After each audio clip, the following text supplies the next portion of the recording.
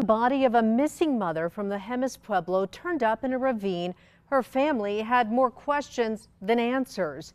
They claim New Mexico law enforcement agencies botched a criminal case before it even began. KRQE investigative reporter Gabrielle Burkhart shows you why Linnell Tafoya's family is asking the feds to step in. If you ask about her daughter, Brenda Tafoya will tell you. She had a sense of humor. She was funny, always joking around, making us laugh and loving with her kids. Her daughter, Linnell Tafoya, is more than a statistic, a hard message to get across when the 34-year-old mother of 4 went missing from her home on the Jemez Pueblo in August of 2021. Told me, "I'll be back, Mom." She left, and that was it. She never came back. More than a week had passed when Brenda got a call from a Pueblo police officer asking her to come to the station. Told me that they found her body in Santa Ana, and I just broke down, telling me that she would have probably been in the ravine for maybe a week. They didn't really know. So what happened to Linnell Tafoya between the Jemez Pueblo and where she was found here in Bernalillo near Santa Ana? Tafoya's mom has been searching for those answers for more than 2 years now. She didn't do this on her own. Somebody did something. One of the investigating officers, Bernalillo police officer Jeremy Navarez, has since been fired from the department after a domestic violence arrest KRQE reported on last year. But the day Tafoya's daughter was found in the Ranchitos ditch near I-40 in Bernalillo, Navarez responded to the call and wrote the police report. He noted her pants were down around her ankles, a cell phone was found about 500 yards north, and her backpack located further down along the trail on Santa Ana Pueblo property. Bernalillo and Sandoval County fire departments were called to retrieve the body, but the officer writes, as of now, no signs of foul play were observed or reported. End of report. The case is filed as an unattended death. Extremely troubling to see the evidence in this case. I mean, I think the first signs of foul play was her being naked in the ravine.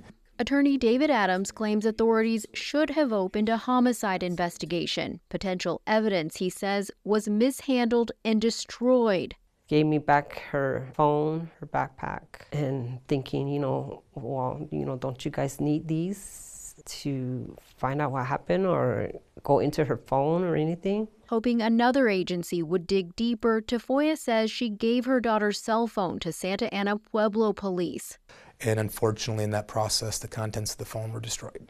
Tafoya's attorney calls this case a jurisdictional nightmare since it involves the Jemez Pueblo, Santa Ana Pueblo, the Bureau of Indian Affairs, and the township of Bernalillo.